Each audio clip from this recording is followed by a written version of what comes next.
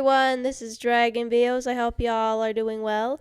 Welcome back to my channel and another review for another Hazbin Hotel episode. This one is episode 2, Storyteller. And this time, we're going up to heaven and see what Sir Pentious is doing. And it's not what you think it is. Also, if you've seen the leaks for those, please do not spoil it for everyone else who may be trying to watch it. But be warned, there will be some spoilers in this review. So without further ado, let's begin.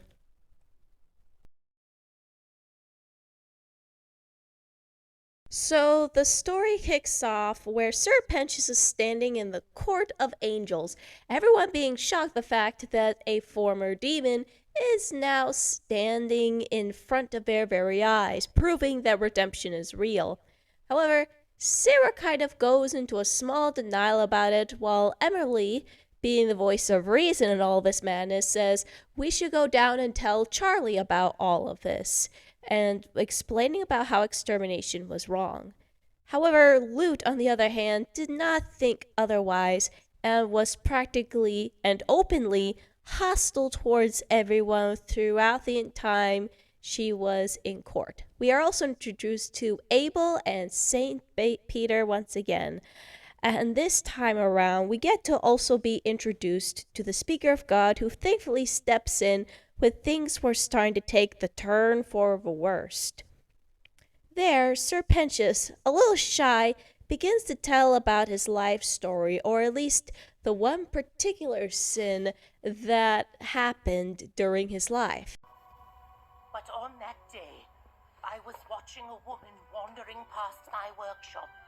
A beautiful thing, young, so full of life. And then I saw...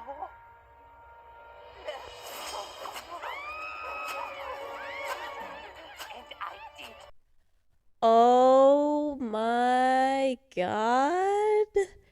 That poor man. I mean, yeah, what he did was bad, but at the same time, what could he have done in that situation to handle it? I mean, yes, he should have done something, but this was a client who was also someone of high power, and Sir Pentious, the human Sir Pentious, is considered something of an outcast in society. So, would the police even listen to him? Or let alone would they be bribed by the killer? Those are usually some of the equations I would think of going into these sorts of stories. And when we learn about of how Sir Pentious actually risked his life to save his friends during the battle in episode 8 of season 1, this is where Sera was finally convinced that he truly was redeemed, and that now she has to try to set things right. Lute, on the other hand, was not taking all of this well, as I said before, and as a result was punished by Sera and had to leave the court sulking. And I have a horrible feeling that the next time these two sink claws into each other, this is going to be bad on all levels.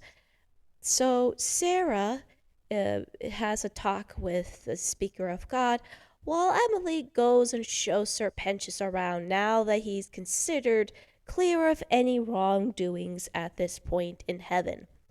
So Emily shows Sir Pentious around, and we're introduced to the song Like You, which, while it's cheery, we definitely see it becomes a little depressing when Sir Pentious is struggling to get used to everyone around him and feeling that he belongs. He's just really out of place, and he wants nothing more than to see his friend Cherry again. Some people pointed out that Emily was showing some toxic positivity in that situation, which I think is what happened at that point. And then, after that song, we were bombarded with another one with Sera's confession. And man, is there a lot to talk about further down the episode, but let's just say there's a lot of stunning visuals that come into that. Finally, we have Lute, who's spiraling beyond reckoning and is struggling to keep her emotions together. As a result, she begins to hallucinate Adam standing before her and talking in his usual manner. And we find ourselves fearing the worst as she saunters away into Adam's office where she has another mental breakdown, destroying his stuff. Abel steps in, and unfortunately, he came at a really bad time and should not be have been poking the bear, especially because of the fact that he is now in charge of the exorcists. Oh God, no, no. As sweet as you are, Abel, I have a horrible feeling this is not going to be cut out for you. In terms of that, we are finally introduced to fan favorite Gravity, the very song that gets us very concerned for Charlie's well being, as well as making us feel a little sorry for Lute. Emphasis on a little, because I'm pretty sure for many of us, this is a mixed bag of feelings. The episode ends with after Sera trying to talk with Abel and Peter, which didn't pan out so well, had decided to create a special lockdown and force field in order to prevent Hell from uprising and creating more chaos as a result. While this isolation seems okay at the moment, it doesn't exactly make me have warm fuzzies about the situation. As for Sir Pentious, his day ends with him crawling into bed with the egg boys, or the heaven version of egg boys, that Emily made for him, as well as the mural of Cherry. And in terms of that, he finds himself crying as heaven is fully engulfed in a golden shield.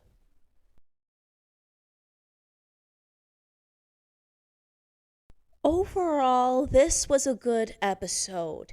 There was a lot of emotion that was put into a lot of the vocal characters. You would feel Sarah's regret and anguish, Sera trying to do her best to pull herself together, Emily trying to be assertive, but she's also, like Charlie, trying to figure out how to help this poor sinner adjust to life in heaven. And then, of course, you have the newcomers like Abel and the Speaker of God who seem to have some likability to them. They're nice enough and give a fresh air to what we've seen through Adam and Lute. Speaking of which, she now concerns me, especially as we see that she is mentally losing her mind. I do not know what she sees in Atom, and it's driving me absolutely bonkers.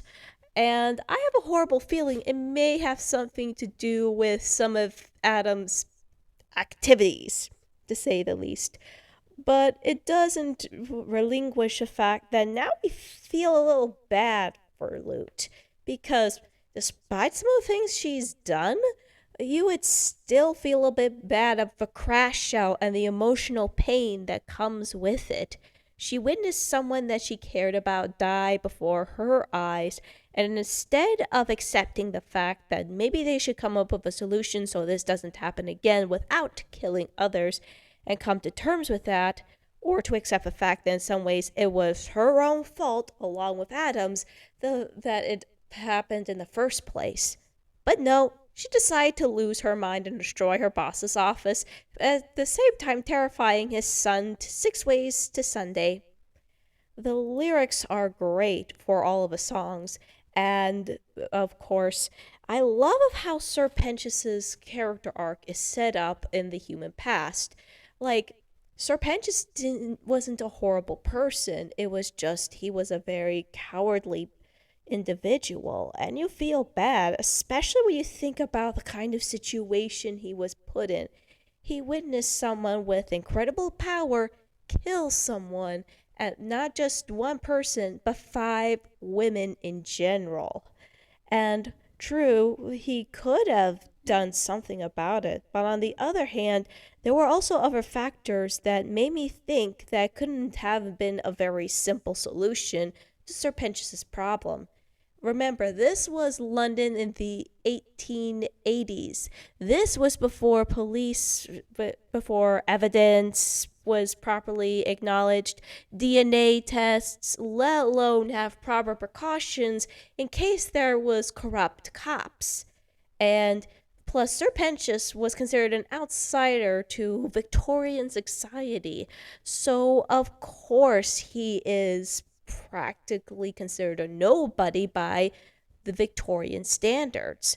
And so it's pretty upsetting and all the more tragic to his backstory, to say the least.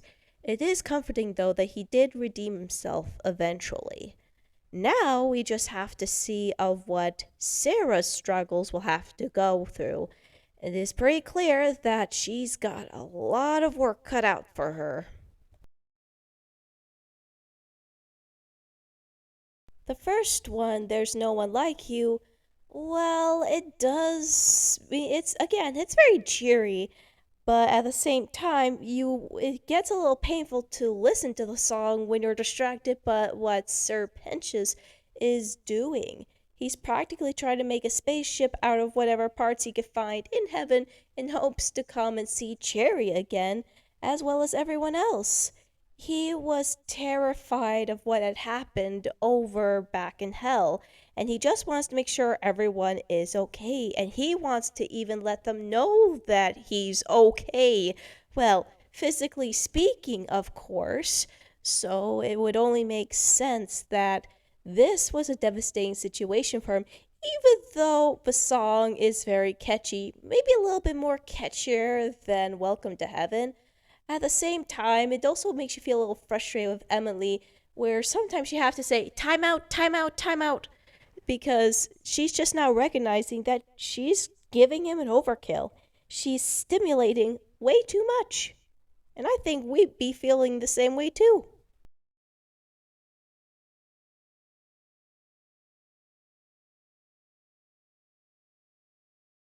Oh, a lot of people love Gravity, but Sarah's confession deserves more love. You can hear so much emotion through Sarah's voice. The sheer regret of what she's done and the gravity she now has to deal with. Worried about the vengeance that hell will have on heaven. The sinners who want to destroy her and everyone else out of justified, well, somewhat justified revenge. And of course, the speaker of God tries to comfort Sarah by trying to giving her some decent advice about listening to her own voice, or at least coming up with some decisions of her own accord. I mean, part of her reason why she got into this situation was because she listened to Adam, never considering or weighing the consequences. Now, in all fairness to Sarah, I'm not fully aware of what her story is that led to this decision of the extermination, but I'm pretty sure it had something to do with Rue, considering the fact that Viv have confirmed that she'll come in season 3. Anyways, this definitely was a song worth listening to over and over and over again, and definitely rivals that of Lute's Gravity.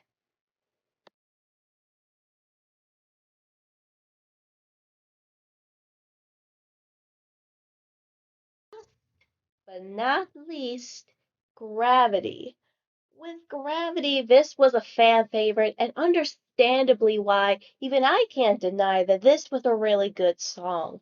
Not only was there so much raw emotion into Lute's grief and anger about losing Adam, but also the burning desire for revenge is insane. You can visually see it where she's going to take a dark and terrifying turn for the worst. And again, I feel like it's going to make me worried for Charlie and the crew if she winds up back in hell. I mean, scratch that. I don't think anyone from heaven or hell is going to be safe as long as she's around. And I fear that whatever happens to her in season 3 and 4 is not going to be good. And so these are just my thoughts, and I'd like to hear yours. What do you think of the episode Storyteller? Do you think it deserves the love that it has? Um, do a like and subscribe, comment below. This is Dragon Videos, signing off.